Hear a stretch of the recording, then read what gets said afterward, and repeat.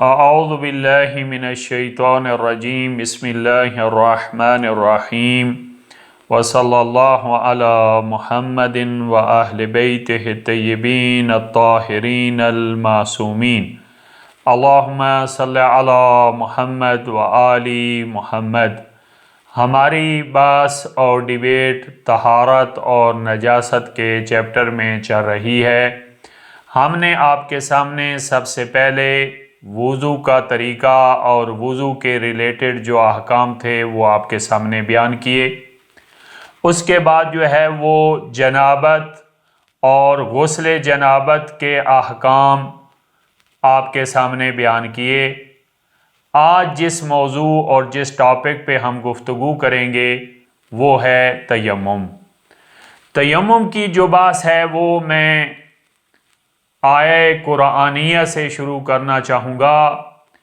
اللہ تعالیٰ کی ذات قرآن مجید میں فرما رہی ہے جاء احد منکم من الغائط او لامستم النساء فلم تجدوا ماء فتیمموا صعیدا طیبا فامسحوا بوجوہکم وَأَيْدِيَكُمْ إِنَّ اللَّهَ كَانَ عَفُوًّا غَفُورًا۔ سورہ نساء آیت نمبر 43 میں اللہ تعالیٰ کی ذات ارشاد فرما رہی ہے کہ اگر تم میں سے کوئی رفع حاجت کر کے آیا ہو، جاء احد منکم من الغائط، یعنی اگر آپ میں سے کوئی رفع حاجت کر کے آیا ہے، یعنی حدث اصغر کا موجب بنا ہے، تو وضو اس کا فریضہ ہے۔ او لامستم النساء، یا تم نے عورتوں سے ہم بستری کی ہے،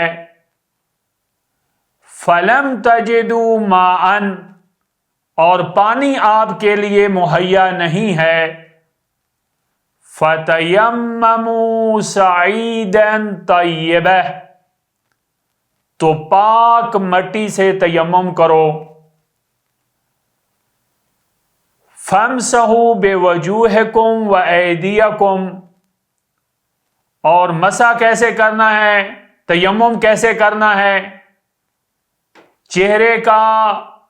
چہرے اور ہاتھوں پر مسح کرو۔ بے شک اللہ تعالیٰ بڑا معاف کرنے والا اور بخشنے والا ہے۔ تو دیکھیں، وظیفہ اولیہ ہمارا یہ ہے، سب سے پہلے ہم وضو کامل اور غسل کامل ہمارا وظیفہ ہے۔ لیکن اگر پانی مہیا نہ ہو یا پانی کا استعمال مضر ہو اور آپ وضو نہیں کر سکتے یا غسل انجام نہیں دے سکتے، تو پھر وضو اور غسل کے بدلے میں آپ تیمم کریں گے پاک مٹی سے۔ لہذا وظیفہ اولیہ الطہارہ المائیہ ہے، لیکن اگر طہارہ مائیہ کے اوپر آپ قادر نہیں ہیں، یعنی وضو کامل اور غسل پر آپ قادر نہیں ہیں، تو پھر اس کے بعد آپ کا وظیفہ تیمم ہے۔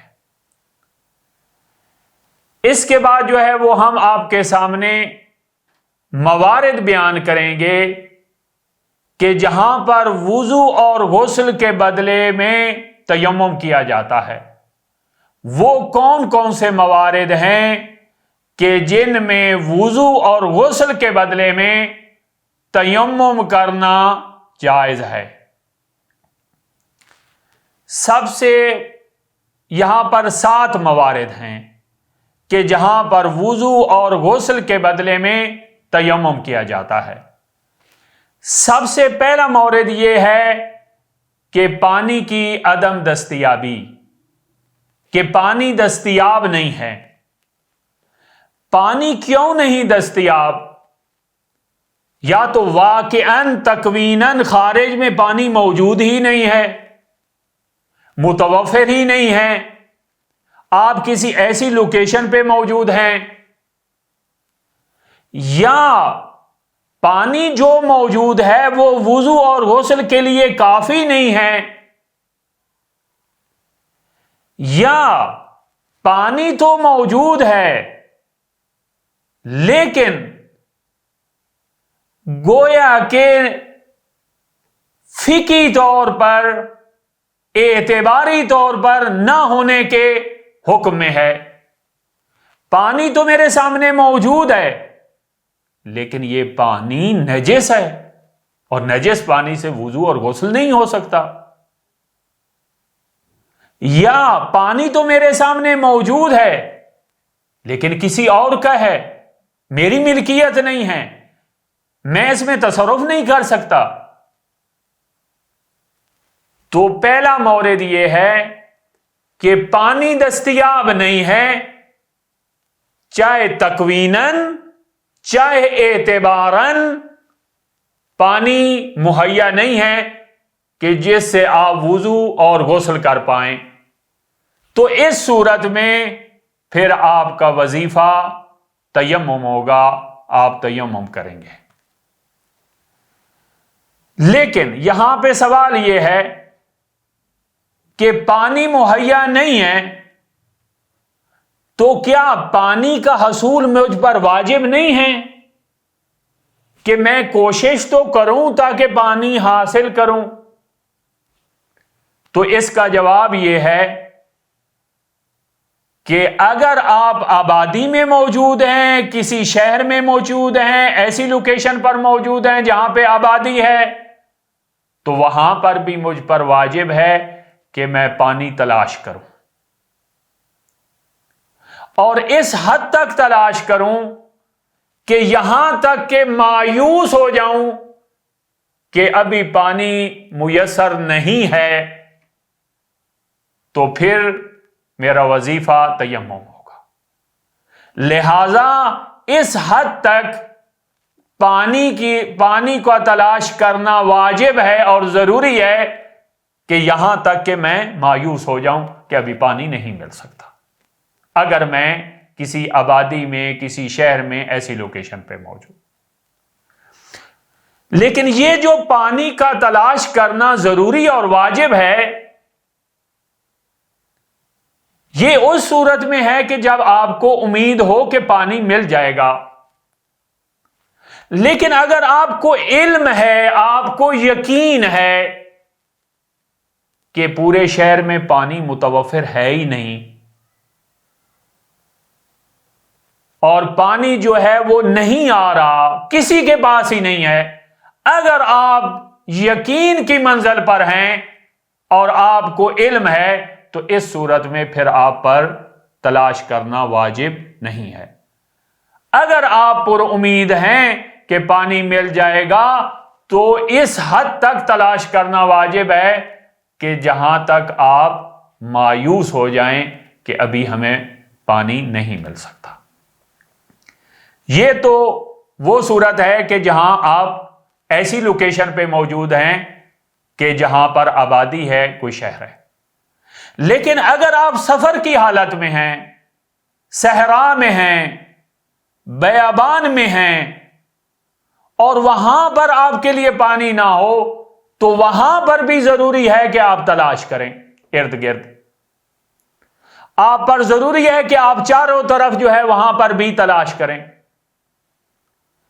لیکن یہاں پر دو صورتیں ہیں، وہ جو صحرا ہے، بیابان جگہ ہے جہاں پہ آپ موجود ہیں، یا تو وہ ناہموار ہے، اونچی نیچی ہے، وہاں پہ جھاڑیاں ہیں، خاردار درخت ہیں، تو پھر آپ نے تقریباً اگر تیر کمان سے چھوڑا جائے تو یہ جتنی مسافت طے کرتا ہے اتنی مقدار آپ نے اس ایریے میں پانی تلاش کرنا ہے، اور یہ جو تیر کمان سے چھوڑا جاتا ہے اور وہ عام طور پر جتنی مسافت طے کرتا ہے وہ تقریباً 220 میٹر بنتے ہیں. تو جہاں پر آپ موجود ہیں اس کے ارد گرد اگر زمین ناہموار ہے تو آپ نے 220 میٹر تلاش کرنا ہے. اور اگر زمین ہموار ہے، میدانی علاقہ ہے، کوئی مشکل نہیں ہے، کوئی اونچائی اور جو ہے وہ نہیں ہے، کوئی خاردار درخت نہیں ہے، زیادہ درخت بھی نہیں ہے، تو اس صورت میں آپ نے 440 میٹر ارد گرد اس ایریے میں آپ نے پانی تلاش کرنا ہے. اگر نہ ملا اس صورت میں تو پھر آپ کا وظیفہ تیمم ہوگا. اور اگر آپ کو معلوم ہے کہ اس مقدار یہ جو ہمیں بیان کی گئی ہے 220 میٹر ناہموار زمین میں اور 440 میٹر ہموار زمین میں، اس سے تھوڑی سی اضافی مقدار میں وہاں پہ پانی موجود ہے تھوڑا دور، اور آپ اسے لا سکتے ہیں آسانی سے، تو اس صورت میں بھی آپ پر لانا واجب ہے. تو یہ تھا پہلا مورد کہ جہاں پر تیمم جائز ہے، اور وہ یہ ہے کہ پانی کی عدم دستیابی. دوسرا مورد یہ ہے کہ پانی تو موجود ہے ایک لوکیشن پہ، لیکن پانی تک رسائی نہیں ہے. یہ پانی تک رسائی نہ ہونا یہ بھی جواز مہیا کرتا ہے کہ آپ کا وظیفہ تیمم ہو. پانی تک کیوں نہیں ہے آپ کی رسائی، کیا وجہ ہے؟ سب سے پہلی وجہ تو یہ ہے کہ تکوینی طور پر آپ وہاں تک پہنچ نہیں پا رہے. اگرچہ پانی تو یہاں سے 50 میٹر دور ہے، 100 میٹر دور ہے، لیکن آپ ضعیف العمر ہیں، آپ وہاں تک چل کر جا نہیں سکتے، اور کوئی شخص ایسا موجود نہیں ہے جو آپ کے لیے پانی لے آئے. یا آپ کو اتنی کمزوری ہو چکی ہے اور آپ اتنے لاغر اور لاچار ہو چکے ہیں کہ آپ وہاں تک پہنچ نہیں سکتے. تو اس صورت میں بھی پانی تک آپ کی رسائی نہیں ہوگی. یا پانی 100 میٹر 50 میٹر کے فاصلے پہ موجود ہے، لیکن جس جگہ پر پانی موجود ہے اس کو لاک لگا ہوا ہے اس جگہ کو، تو اس صورت میں بھی آپ کی پانی تک رسائی نہیں ہے. یا اگر آپ ایک جگہ پر پانی موجود تو ہے، ایک لوکیشن پہ پانی موجود تو ہے، لیکن آپ کو خوف ہے کہ اگر آپ جائیں گے تو خود آپ کو نقصان پہنچے گا، آپ کے مال کو نقصان پہنچے گا، یا آپ کی عزت اور آبرو کو نقصان پہنچے گا. اور یہ جو آپ کو خوف ہے یہ فقط وہم اور خیال نہیں ہے، یہ خوف عقلائی ہے، یہ منطقی ہے. لاجک اس کی کہتی ہے کہ جس جگہ پہ پانی موجود ہے، اگر میں یہاں سے اپنا مال چھوڑ کر وہاں جاتا ہوں، اپنا بیگ چھوڑ کر وہاں جاتا ہوں، تو یہ میرا بیگ چوری ہو جائے گا. تو اس صورت میں بھی جو ہے وہ گویا کہ آپ کی پانی تک رسائی نہیں ہے. تیسرا یہ ہے کہ پانی کا حصول کسی حرام فعل کے ارتکاب پر موقوف ہے. پانی تو آپ کو حاصل ہو جائے گا، لیکن آپ کو فعل حرام کا ارتکاب کرنا پڑے گا. پانی تو کنویں میں موجود ہے آپ کے قریب، لیکن کوئی ایسا برتن آپ کا ذاتی نہیں ہے کہ جیسے آپ نکال پائیں. اور ایک برتن پڑا ہے، ایک برتن موجود ہے، وہ آپ کی ملکیت نہیں ہے، کسی اور کی ملکیت ہے، اور اس کی پرمیشن کے بغیر اگر یہ برتن آپ یوز کریں گے پانی نکالنے کے لیے تو آپ کسی اور کی ملکیت میں تصرف کریں گے جو جائز نہیں ہوگا۔ تو لہذا دوسرا مورد یہ ہے کہ جس صورت میں آپ کا تیمم وظیفہ ہوگا، پانی تک آپ کی رسائی نہیں ہے۔ جب پانی تک آپ کی رسائی نہیں ہے تو آپ پھر وضو اور غسل نہیں کر سکتے، تو اس صورت میں آپ کا وظیفہ کیا ہوگا؟ تیمم ہوگا۔ تیسرا مورد جو ہے وہ پانی کا استعمال آپ کے لیے مضر ہو اور نقصان دہ ہو۔ اگر مکلف کے لیے پانی کا استعمال یعنی پانی کے ذریعے وضو کرنا یا غسل کرنا مضر ہے پانی کا استعمال، تو اس صورت میں بھی جو ہے وہ مکلف کے لیے جائز ہے کہ وہ تیمم کرے۔ دیکھیں، یہ جو تیسرا مورد ہے اور چوتھا مورد جو میں آپ کے سامنے بیان کروں گا، یہ دونوں مورد جو ہیں یہ انتہائی مور امپارٹنٹ ہے، کیونکہ تیمم کی بات میں زیادہ تر یہ جو ہے وہ ابتدائی مورد ہے، یہ روزمرہ پیش آنے والے مورد ہیں۔ تو تیسرا مورد یہ ہوا کہ پانی کا استعمال آپ کے لیے مضر ہے۔ اگر آپ وضو کریں گے تو آپ کو ضرر لازم آئے گا، اگر آپ غسل کریں گے تو آپ کو ضرر لازم آئے گا۔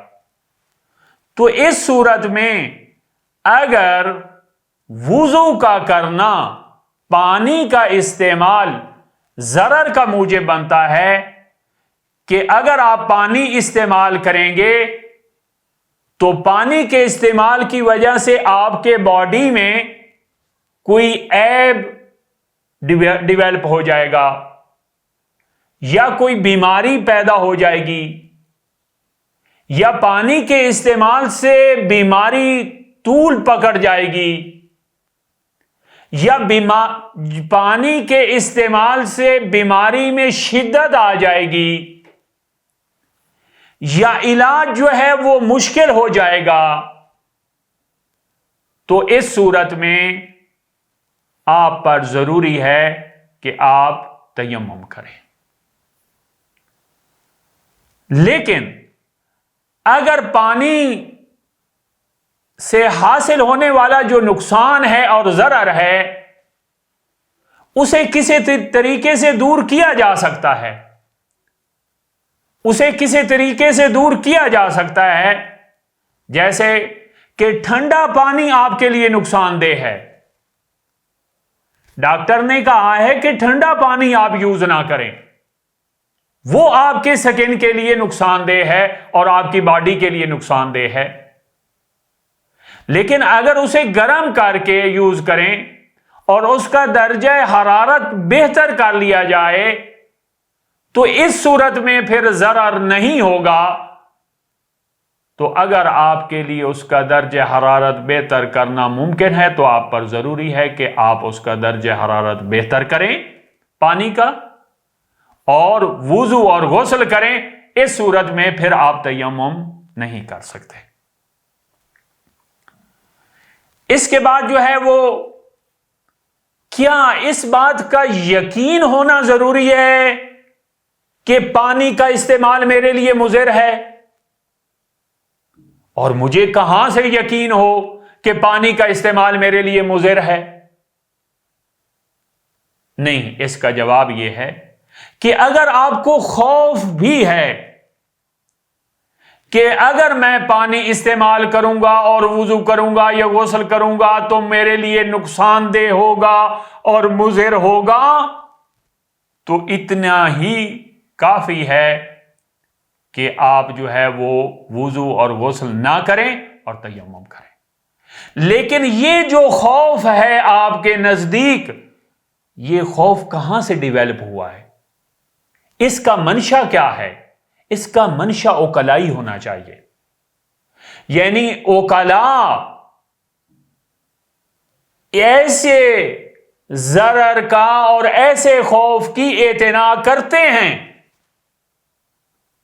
اگر اس قسم کا آپ کو خوف اور خطر ہے تو یہ کافی ہے کہ آپ جو ہے وہ وضو اور غسل سے تیمم کی طرف منتقل ہو جائے.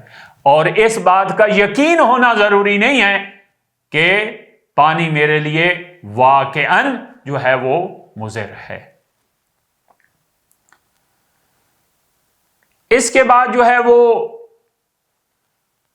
چوتھا مورد جو ہے وہ پانی کا استعمال حرج کا موجب بنتا ہے،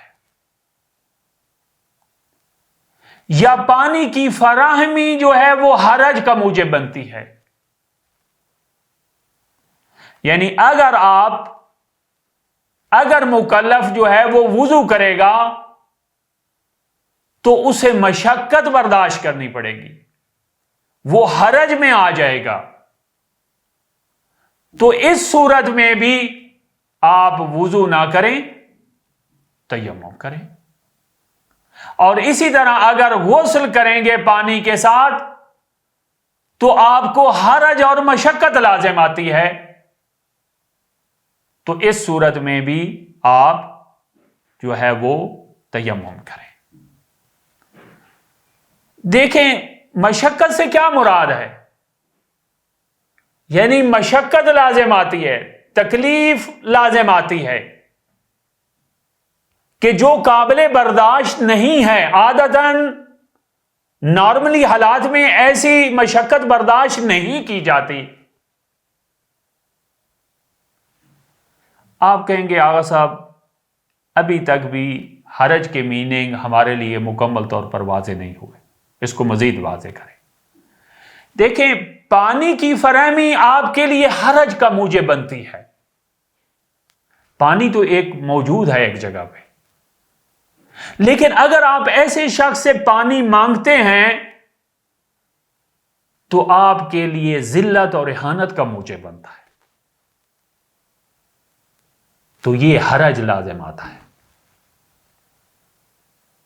اس صورت میں بے شک آپ اس سے پانی نہ مانگیں. اگر آپ کی ذلت اور اہانت لازم آتی ہے اور آپ وضو نہ کریں تو اس کی جگہ پہ تیمم کریں. یا پانی کا استعمال جو ہے وہ حرج شدید کا موجب بنتا ہے. وہ کیسے؟ کہ آپ کسی ٹھنڈے ایریے میں ہیں اور پانی انتہائی ٹھنڈا ہے. اگر اس پانی سے آپ وضو کریں گے تو آپ کو کوئی بیماری تو ڈیولپ نہیں ہوگی، آپ کو کوئی نقصان، آپ کے بدن کو کوئی نقصان تو نہیں ہوگا، لیکن بہت زیادہ مشقت برداشت کرنی پڑے گی. تو بدن کے لیے پانی نقصان دہ نہیں ہے، لیکن انتہائی زیادہ مشقت برداشت کرنی پڑے گی، بہت زیادہ ٹھنڈ لگے گی آپ کو. تو یہ میننگ ہے حرج لازم آتا ہے. آپ کہیں گے آغا صاحب آپ نے بیان کیا کہ اگر پانی کا استعمال ضرر کا موجب بنے تب بھی وظیفہ تیمم ہے، اور پانی کا استعمال اگر حرج کا موجب بنے تب بھی وظیفہ تیمم ہے. یہ ضرر اور حرج میں کیا فرق ہے؟ جی ضرر اور حرج میں فرق یہ ہے کہ ضرر کا تعلق نقصان کے ساتھ ہے، نقصان جسمانی، آپ کے جسم میں کوئی بیماری پیدا ہو جائے گی، یا بیماری طول پکڑ جائے گی، بیماری شدت پکڑ جائے گی، اس کو کہتے ہیں ضرر. یا نقصان مالی ہے یا نقصان جسمانی ہے، اس کو کہا جاتا ہے ضرر فقہ کی اصطلاح میں. اور حرج کیا ہے؟ کوئی نقصان مالی جو ہے، کوئی نقصان جسمانی نہیں ہے، کوئی نقصان جسمانی نہیں ہے، بلکہ مشقت برداشت کرنی پڑتی ہے. جیسا کہ میں نے آپ کے سامنے فار ایگزامپل بیان کیا کہ بہت زیادہ ٹھنڈا پانی ہے، اس پانی کو اگر آپ استعمال کریں گے تو کوئی بیماری ڈیویلپ نہیں ہوگی آپ کے ہاں، بدن کے لیے مضر نہیں ہے، بدن کے لیے نقصان دہ نہیں ہے، لیکن بہت زیادہ حرج کا موجب بنے گا. تو اس صورت میں بھی شریعت مقدسہ کہتی ہے کہ آپ تیمم کریں. تو حرج جو ہے یہ نقصان مالی یا بدنی یا جسمانی نہیں، مشقت کے ساتھ اس کا تعلق ہے. اور ضرر کا تعلق یعنی نقصان جسمانی مالی اس کے ریلیٹڈ ہے. تو یہ فرق ہے ضرر اور حرج کے درمیان. لہذا اگر پانی کا استعمال آپ کے لیے مضر ہو یا حرج کا موجب بنے تو تب بھی آپ کا وظیفہ تیمم ہوگا. والحمد للہ رب العالمین. اللہم صلی علی محمد وآل محمد.